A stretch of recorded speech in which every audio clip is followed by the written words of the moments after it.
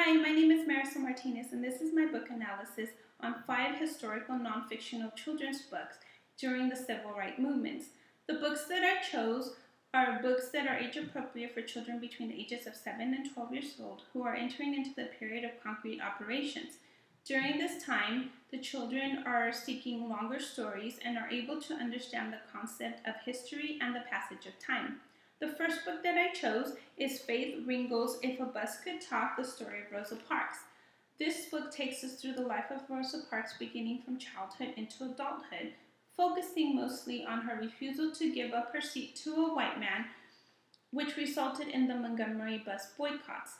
The author uses large illustrations and uses long sentences to convey historical and descriptive information. One downfall about this book is that we're not really able to connect with the character Rosa Parks, but it is a great book for a child who has never heard of Rosa Parks before, and it's a great introduction to her life. The second book is The School Is Not White, a true story of the civil rights movements by Doreen Rappaport.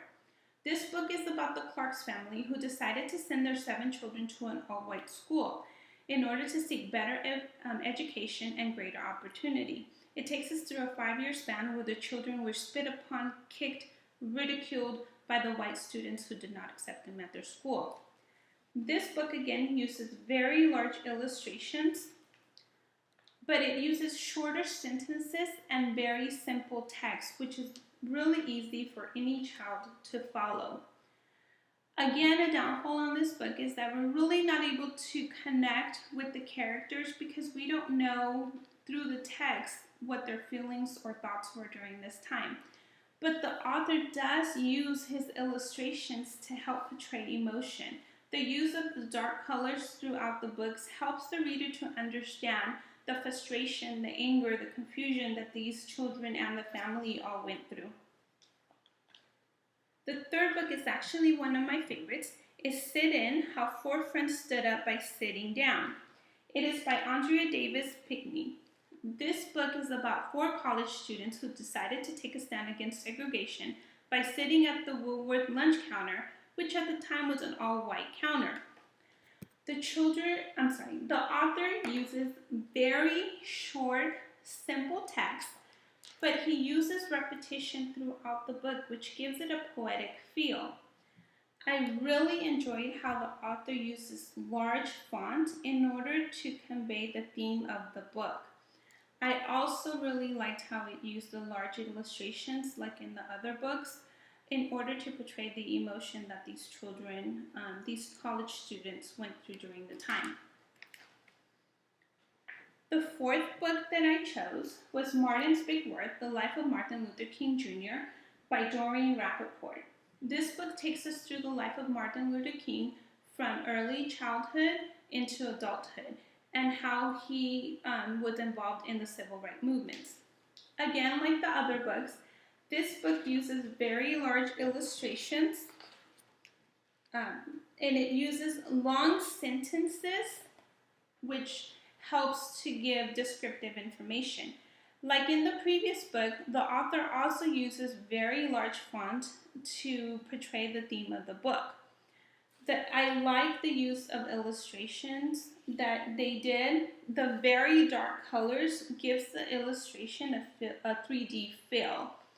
It is very simple to read, and the child would really enjoy the pictures, and it'll help them to connect the story.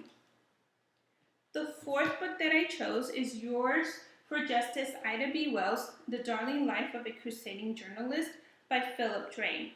This book is about the life of Ida Wells from early childhood into adulthood. The author again uses very large illustrations, uses long sentences to convey historical facts and descriptive information. One downfall on this book is that it has a lot of facts in very short paragraphs.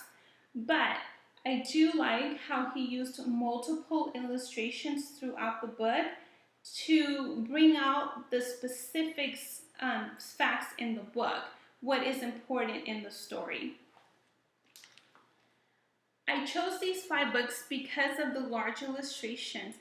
During the civil rights movements, it was a time of hatred and violence, and a lot of parents don't find it appropriate to read to children between 7 and 12 years old such horrific times.